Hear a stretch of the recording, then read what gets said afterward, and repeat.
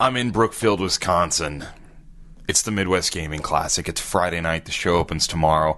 But I had the opportunity to hang around the Sheraton, Milwaukee, Brookfield, where the Midwest Gaming Classic takes place. We've got some stuff to talk about. It's episode 75 of Coast to Coast Pinball. Let's go.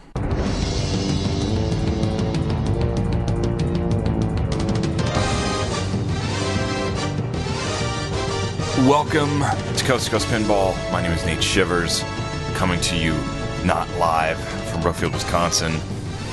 This is a podcast, a commentary. I'm a man out of quarters. How's everyone doing? It's Friday night. I worked all week in New York. I played absolutely no pinball, and I was getting ready for the Midwest Gaming Classic in my off time from work. I am hosting a forum Sunday with panel members, which will include little small, tiny names in our industry like John Trudeau, John Papaduke, Ben Heck, Charlie from Spooky Pinball, more. There's others. I'm blanking on them all right now. It's quite the list. I think Kevin from Skitby is going to be there. It's going to be fun. We're gonna talk about the state of the silver ball and maybe the future of the silver ball. So I had asked everyone on Facebook if you have any questions to let me know what you might want me to ask. Some people posted on Facebook some good stuff. I also got some private emails and messages, some good ideas. Very excited. On a side note, I also was asked by the good folks at the Midwest Gaming Classic if I could help them out and moderate a question and answer with the creators of Q*bert, taking place tomorrow. Q*bert, the video game. And I said yes, because I'm a glutton. I know not a lot about Q*bert, so I've been reading today and trying to learn as much as I can so I can properly moderate this forum with Jeff Lee, the creator of Q*bert. So wish me luck on that one. So what have I been doing tonight? Well, I got here into Brookfield. I flew into Chicago, drove up to the Milwaukee greater area, got to my hotel in Brookfield. I'm not staying at the Sheraton where the Midwest Gaming Classic is. I'm using points because I travel a lot at another chain here locally. So went over to the setup. I texted Mark, said, hey man, I'm here in this giant outdoor tent thing that they've got set up. They have this giant temporary tent structure thing in the back parking lot, which is the vendor hall this year for the Midwest Gaming Classic. It's huge, absolutely huge. And Mark met me out there, and I've got this cool little badge with my name on it. It says VIP. They're taking care of me. It's good stuff. So Mark took me on a tour around the grounds of the Sheraton, and I got to say, I'm sort of blown away. I'd been told what to expect when I got to the Midwest Gaming Classic, but it's both everything I was told and still just different. You know, you've got these ballroom type rooms like you'd see at trade shows and whatnot. The largest, of course, is the free play room where you have a bunch of pinball machines and a bunch of video games. But then you've got these smaller rooms that are like vendors and arcades and tons of console gaming. There's a lot of console gaming at this place. You walk through hallways of just all these different televisions and monitors set up on these tables with like a console. It's just crazy. I'm not a big video game guy much anymore. I've owned a PS3 and a PS2 for forever. And I play a lot of sports games, but I'm not really into the retro gaming on that level. But it's kind of cool to see them. Mark took me into some like hotel rooms, just a regular room that have been converted for the weekend, that have like 8 TVs and 8 video games going, and a bunch of dudes in there playing video games. It's pretty crazy. So I have yet to figure out tabletop games. I still don't know exactly what that means. I even asked Mark, and Mark was just a little fuzzy on the details. So tomorrow I'm going to find out what tabletop games means. But I think that you and me and everyone else listening here to Coast to Coast Pinball, we want to talk about pinball machines, right? Trip reports. I mean, it's almost like a pre-trip report, because the show hasn't even started, but I feel like I've seen so much. So Mark walked me into the main room, and we went to the back. We passed some games, and there's a WWF Royal Rumble game with really short legs so kids can play. There's a Baywatch that looks in really good shape. I've never played a Baywatch. I'll get to play that tomorrow and let you know. There's an Alvin G. Is it Fast Draw Poker? Quick Draw Poker? What the heck's the name of the game? I'm blanking on it. That I've never seen before that was turned on, so I just started playing it, you know, even though it's sort of setup time. That was pretty cool. And there's a lot going on at the Midwest Gaming Classic. But in the back, I got to meet Charlie and some of his crew from Spooky Pinball. And I was fully expecting to get to play America's Most Haunted this weekend for the first time. And there was Ben Heck, who was on the show, even though he didn't really remember being on the show until we talked more about it. Ben's a busy guy. I'm glad we left such a lasting impression on Mr. Heck, Mr. Heckendorn. And there's America's Most Haunted. But guess what's sitting right next to it? Pinball Zombies from Beyond the Grave. Charlie brought a working prototype of Pinball Zombies from Beyond the Grave. So both Spooky Pinball releases are there. I would tell you that America's Most Haunted looks to be, as far as the physical machine, pretty much 100% there. Maybe 98% there. Ben had a few things he was tweaking as we were playing. And the code is 75% there. I think he told me the wizard mode and the video modes weren't in yet, but he's pretty much worked those out. So that was exciting. Game looked really good. Looked very nice. And then Pinball Zombies from Beyond the Grave. I did not expect to see that. And I don't know that Charlie had ever leaked out that he was bringing it. And I think he actually says that Ben leaked it out on the internet. But first off, I got to tell you, just at a glance, the back glass for Pinball Zombies is awesome. It looks so good. And sort of in a surprise, it has mirrors, like three-dimensional mirrors on the side of the game that have lights that sort of look like they go back into infinity, a la, is it Haunted House or no, it's not Haunted House. What game is it? Is it Black Hole that has those? It's sort of like, it looks like 1970s, early 80s lights, like a vertical row of lights that go back into infinity. I can't remember exactly what game it is right now, but I believe it's Black Hole. It's cool. It's awesome. It looks really great. I'd never seen the playfield before, so we got to see the playfield finally. Not really what I expected. It's actually in as far as like what's going on the game, it's simpler than America's Most Haunted for certain. There's less going on, but it's also just very different. It's not like any other games you see being released anytime recently.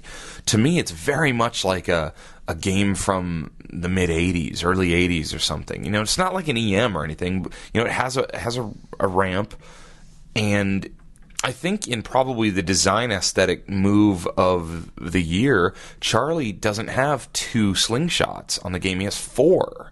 So there's extra slingshots, and you used to see this on older games where there would be other slingshots on the sides of the games. And there's a vertical slingshot on the left side of the game, and then there's also a slingshot that's sort of posted facing kind of upwards. I'm trying to look at my playfield photos here. So it's above the in-lane. When you plunge the ball on this game, it has a curve, and you kind of go right out into the middle of the playfield, a la, what game am I thinking of? I believe Shrek and Family Guy do that. So it's like a short plunge lane that goes right out, to the left. It curves. And what's pretty cool here is you have a skill shot based, and we'll probably go into this game more, but I just want to tell you the innovation of the skill shot here is you plunge and you're trying to hit that second left side slingshot that's up above the normal slingshot that's in the normal spot, but on the left side, instead of like a bunch of targets or something, there's a slingshot. And the skill shot is to hit that, and then you can hit a double skill shot if it goes from that to the right side upper slingshot, which is sort of facing up and to the left. And then you can hit a triple triple skill shot if your ball goes from the second slingshot to any of the 3 pop bumpers. And when you look at the pop bumpers, they're not in the classic triangular cluster. They're triangular, but they're spread apart in a different way. 2 are on the left side, 1 is on the right side, just to the right of the main ramp on the game. The main ramp on the game is hit from mainly, I would say, the left flipper, which is sort of different than what you might expect. Is a lot of times your main ramp will be off the right flipper. It's different. The overwhelming colors of the playfield are green and purple. There's a lot of green around it. There's purple all over. The pop bumper caps are purple. There's purple LEDs in some of the GI. There's a zombie hand giving the rock and roll sign coming up from between the flippers.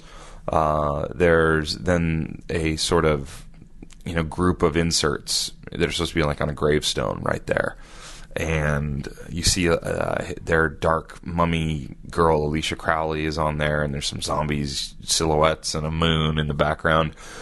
I like it. I do like the artwork, and I already, there's a thread going on Pinside right now, and some people are really not into this artwork. I think the artwork's really good, especially the printing of it and the clear coat above it. It just looks smooth and different. The game is different. Both their games really feel different than, if you've been playing a lot of Stearns and, of course, Bally Williams games. These games have a different feel. I think there could be some additions to the artwork that would maybe kind of polish it off and finish it off. There's an upper playfield on the upper right side. Picture Haunted House where they have their upper playfield, or WWF Royal Rumble up in there with a single mini flipper and then 3 little lanes that have rollover switches in them. And you try and complete the 3 lanes, which spell out DOA, Dead on Arrival, up above that in some lights. There's also a group of zombies in the backboard, in the very back of the playfield, sort of where, like, if you look at a game like Mustang, where it spells out Mustang back there, there's this motorized group of zombies that are on like a little trail that can, I think it's a hurry up mode that you start, and you try and shoot shots to move the zombies farther to the right.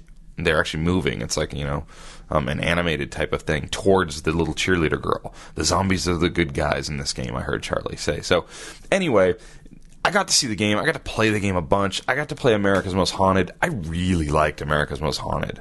Like, I'm really into that game. I might be into that game more than I am Metallica and Star Trek right now. Just because it does have sort of a kitschy theme to it, and it's, I don't know, it kind of suits my eyes a lot. So I'm really impressed. I'm excited. It's so fun to see. Got to talk to Ben for a while. Oh, yeah. I went to the bar to hang out with Ben and talk to Ben a little bit about how things are going, and we were getting something to drink, and I think we had some pulled pork barbecue sliders at the bar. And then this happened. All right, we're at the Midwest Gaming Classic, sitting at the bar with Mark, Ben, gentleman in an Illinois hat, I don't know. Your sister's doppelganger. Charlie from Sugi Pinball's behind us. There's a gentleman in a polo shirt and a monitor falling on the ground. Ben Heck, how are you, sir? I just saw, my sister's doppelganger here. Her doppelganger. Yeah, that Is your sister attractive? That's a gross question to ask. Not from my point of view, it's not. I don't know. So I mentioned to Ben earlier about how She kind of looks like me, except for she has a better nose. Okay, so no. So I mentioned to Ben earlier about how he'd been on the show, and he said, "What? I did your show? When?" True story. That's exactly what happened. And But that's okay. Well, but that's okay. So I just got to play America's Most Haunted. You've brought a game here. It's here, a real production game, correct? Mm-hmm. Yep. First one with the blue cabinet. Blue cabinet. It plays very, very well. I like it. The rules are there. The dots are there. Are you excited about this? No, I'm not excited about it. Are you sick of seeing that game? Yes, that's probably more accurate. I never get excited about anything. Nothing? Except, no. I got this cast iron skillet, right? Because I was reading about them on YouTube, and I'm like, this looks cool. Once I get done with pinball, I want to get back into hobbies. So I used to like cooking things, right? Did you season the cast iron skillet? Yes, I did. And then I'm like, okay, I'm going to make some cornbread with it. And I had this box of lard that was left over from an experiment. The experiment was to reconstitute the fat content in Hormel beef stew. Because when you open a can of Hormel beef stew, the fat congeals at the top. I'll take your word on that, but it's okay. True. And I bought some beef stew, and I'm like, what did they change? They changed the frickin' formula. And a friend of mine's father-in-law just retired from Hormel. So I'm like, you must ask Rick about this. Turns out people would open the can and see the fat congeal to the top and get grossed out. I'm shocked. So they reduced the fat content, but it's kind of like light beer, where you reduce 30% of the calories and 90% of the taste. Anyway, so I had this box of lard laying around. And after I'd seasoned my pan, I took a piece of lard and I used that to coat the edges. Because I read, in Texas, they use, bacon drippings to make cornbread. I'm like, this is close enough. Makes sense, yeah. Yeah, anyway, then I put the cornbread mixture in it and baked it or whatever. And it had this amazing crispy crust thanks to the lard. So, yeah. When you make cornbread, do you leave pieces of corn in the mixture, or is it completely I just got the box. Oh, just out of the box. I'm not okay. that fancy. No, that's all right. That's pretty fancy, though. So Anyway, my cornbread success using lard and my cast iron skillet made me excited. But pinball's more, it's just, I've just been doing it too long to be excited anymore. It's nothing personal against pinball, it's just fatigue. So, here on Coast to Coast Pinball, not Coast to Coast Hardware store, cornbread skillet. You're like my I would girlfriend. like to buy a shovel and a 22. You're like my girlfriend Teresa. She comes on the show and tries to talk about anything but pinball, but that's okay. Yeah. How much is the game? Because I see it's for sale. We can go buy the game. Your Ghost game. I believe it's $5,995. $5,995. Yep. And you're going to build 100 of them? We don't really have a target number. Honestly, what will happen is Chuck will need to be making his zombie game here at a certain point, probably I would say by the summer or later this summer. So there'll be like a limited throughput to how many we can make. I would be very happy if we sold 100. 100's a good number. Yeah. Because then I would make money. You were telling me it's almost complete rules-wise. What's missing right now? What's left to be done? Wizard mode is in the code, but it's not enabled. You could light everything, but you wouldn't be able to get into it at the show here. All the other modes are complete. I believe all the bugs are out of it. I tried to get all the states, like, if extra ball is lit when you do this and the door is open and the elevator's up, does it work? I think I got through all that. I'm sure we'll find out more this weekend. So basically, the video mode isn't in, and the wizard mode, I haven't put the voices in. I have the voices all edited, I just haven't put them in the game yet. So okay, well, also, clearly we'll stop talking about your game, because that seems to be your least favorite subject. No, it's all right. The main thing was I wanted to make sure that the 99% of the game people would see was polished, and not try to polish the 1% no one will probably get to this weekend. Totally. You told me earlier you're down to one pinball machine after this weekend at your own home. In my shop. In your shop? Yeah. Okay, down to Attack from Mars, correct? Yes, hopefully Brian Kelly is able to make it through the rain and bring it this weekend, because I'm selling him my Theater of Magic, and then he fixed up my Attack from Mars, or improved it for me. So I turned 2 games into 1. Yes, and I know John Papaduke's right there. Talking about his game. Yeah, I know. Yes, we have a John Papaduke sighting right behind us. Hey, John. Yeah, John, I Theater of Magic, it's moving on to the next owner. You were supposed to sell it to me. You promised. What? You said if I ever was going to sell it, I'll call you first. So I would like to point out that at this point, watching Ben Heck squirm in his bar stool as John Papaduke calls him out for forgetting that he was supposed to sell Theater of Magic back to John Papaduke, who designed said Theater of Magic, I felt a lot better about myself in the fact that literally Ben Heck forgot he had done a 45 minute or hour long show with me about 4 or 5 months ago. I felt much better now, and I think the takeaway from all of this is Ben Heck's memory sucks. So back to the ongoings at the bar. Now what did you do? Oh, darn it. He promised me Theater of Magic first. If he's going to sell it. We have a situation here. He's supposed This to is a call me. situation. Hi, John. My name's Nate. How are you, Nate, sir? I heard about you. You've heard about me. No, Yeah. well, I hope you all just heard that was John Papaduke, who I've never met before, saying, "I've heard about you." Yes, I had a good Friday night, ladies and gentlemen. One of my favorite pinball designers walked up out of the blue. I introduced myself, and he'd heard about me. So at least I got that going for me. The only thing that could get better is if, the guy said something really flattering about my name or something. Well, welcome You have a great name. Thank you. Well, welcome to Coast to Coast Pinball. We've heard about you a few times. I'm hearing rumors that you've brought some foam prototype game with a certain famous rock band that has some pinball ties maybe attached to it. Is it nothing. You know You'll have nothing? to come by yourself and experience it. No, it's not. It's Slipknot, the pinball. Slipknot. You strike me as a Slipknot guy. I'm a Slipknot guy. Are you a Slipknot guy? Oh, yes. Well, we'll talk more about that as the weekend progresses. Yeah. Oh, yeah. So we'll you get to- sold it. Oh, man. I completely forgot. Here, I'm going to look at... Nate's is way bigger than mine. That's not fair. I work in the industry. I feel compelled as I listen back to Charlie proclaiming that mine is way bigger than his, and that I counter that with I work in the industry. Tell you, dear listener, that no, I am not talking about the industry of pornography, and Charlie was not talking about any part of either his or my anatomy. We were talking about the recording equipment that we use to record these silly conversations at said pinball show. I just have a large piece of recording equipment. That is all. Well, no, wait. That is not all. I mean, that's all we were talking about. Never mind. This is my industry. But look at his. Although it does turn out it was a re-import from because I opened it up and I saw this weird language, and first I thought. Now you're turning into spooky pinball. It's getting crazy. But he's got a great voice, though. He does. Yeah, you got the voice. Yeah, I don't have that voice. Anyway, I think it was Finland. That's why we have to act goofy. It's worth more. That's not true. Love it. We will have more. Okay, we'll talk. Did you really sell it? I hope you'll realize there was literally two completely separate conversations going on there, and I picked them both up. So there was talk about the Theater Magic being a re-import. It was being sold. John apparently thinks I have a good voice for this. Charlie says he does not have the voice for this. That's why he has to be goofy. Hilariousness. So that was us at the bar eating pork sliders. I was drinking a soda water and lime. I think everyone else had beers. Good times. Well, there was a tournament held this evening called Clock Chaos, and the Midwest Gaming Classic decided to change their tournament format sort of at the last minute and decided all tournaments would be free. All pinball tournaments would be free. And I won't dive too deep into the whys and the how that all went down, but it went down. So free pinball tournaments. And I was already registered for Clock Chaos.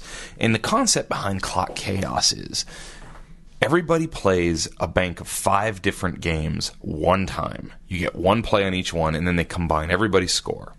And at the end of the night, they take the top, I believe, 12, maybe 13 players, and those players all are in the final round. And during the final round, you get to go back and play one game again to try and add in a better score and up your score. So I thought that was really cool. The games, however, freaked me out when I got there. I'd never played most of it. Well, not most of it. That's not true. I'd never played a few of these games. Well, Mustang was on there. So I've played a bunch of Mustang. So I thought to myself, all right, Mustang is good. Got Mustang. We're going to be all right. Paragon. I've played a lot of Paragon. Well, then there's a Sorcerer. I have not played a lot of Sorcerer. That is not a game that I know real well. Then there was a game called, and I literally have to look at my photos because I don't remember them exactly at this point. I just know they haunted me. Oh yes, how could I forget the classic EM Travel Time, right? Travel Time. And last but not least, of course, the game that I'm sure you were all just like waiting to hear about and couldn't stand the thought of not getting a rundown on, Gottlieb's TX Sector. I know a lot about pinball compared to like somebody off the street. You know, I host a pinball podcast. I read a lot about pinball. I go to a lot of places with pinball. I've never seen one of these games. I've never played one of these games. I don't know anything about it. So I watched some people play some of these games, and there were some people who were playing really well. There was a couple like amazing scores posted on a few of these games. And I decided that I would play TX Sector first. Didn't do very well. I was just kind of going by what I saw in front of me as far as players, and I think I scored lower than both the people in front of me, and that wasn't very high. So I kind of was bummed out about that. I decided next I would go to Paragon, because Paragon, at least I sort of understood the rules. I knew how to score, and I knew try and spell Paragon, get it. And the guy in front of me played for a pretty long time, and he scored about 100,000. And I said to the guy running it, I said, "Is 100,000 good?" And he goes, "Yeah, that's not bad." He goes, 6 figures on this game is good. Well, I scored like 120-something thousand, so I was pretty stoked. That was good. Then I moved to Sorcerer, keep up with that sort of era of game. I think I probably have the lowest score on Sorcerer of the whole night. I had 2 immediate straight down the middle drains, and then just a horrible slingshot out lane. It was bad. In fact, when the scorekeeper came and looked, he just kind of chuckled and said, "Oh man, things aren't looking good for you." I'm like, "Yeah, I know. So then Mustang. I thought Mustang would get me back in it because I've played a bunch of Mustang and I get it. Terrible. I'm horrible. I was scoring 30 to 40 million on Mustang at Modern Pinball 2 weeks ago, and I scored like 6 million or something stupid low. Really bummed myself out. And then I ended up at Travel Time, which nobody explained to me that Travel Time is a time-based game and not a ball-based game. So I, like an idiot, stopped playing after my 3rd ball and was informed you could still keep going. So I will not be back for the finals, I'm quite sure. That's okay. I had fun. It was a nice way. So I'll be playing in tournaments tomorrow, too. Hopefully, if I have some free time. But that's me in the tournaments. As far as what else I saw out there, in this is just sort of a preview show leading into tomorrow. I saw some classic games that we've all seen before. I saw a fantastic looking Kiss machine. Oh, a Kiss machine, by the way. John Papaduke brought a Kiss pinball machine mock-up. John brought a foam-built prototype. I forget the term that I heard somebody used. Sort of like a demo model concept version of a Kiss pinball machine. John Papaduke does not have, as far as I know, and I'm going to try and talk to him for the show tomorrow about this, the license for Kiss to do a full-on Kiss pinball machine. But I think that this game is sort of his attempt at getting that. So it's just a one-off, home-built thing. It doesn't play. And I think he's trying to build a Kiss pinball machine, which is pretty cool. So I'll have more info on that, probably some video going into that tomorrow. John was setting up his booth when I left tonight. Seemed like just such a friendly guy. So very cool. Skit B is there. They've got Predator on site again. I'll be looking to talk to Kevin again, see what he learned coming out of Texas and then ended up here in Wisconsin. I'm not sure if any other small builders are going to be there. I will certainly take a look. I saw a few other games that you don't see very often that I will report back on. This is going to be a short and sweet episode. I just want to get some sleep, get rested. I have a long day tomorrow. I got to talk about Q*bert tomorrow. I know that we all need to talk about Q*bert. I wish it was just the Q*bert John Trudeau pinball machine, right? But it's not. It's Q*bert, the video game. So I will do my best. To Mark and Dan, who invited me out to this, I already want to thank them and tell them I appreciate it very much. I am going to render this thing down, send it out, and go to sleep. So this has been episode 75 of Coast to Coast Pinball. I appreciate you listening. I will talk to you again soon. Nate's is way bigger than mine.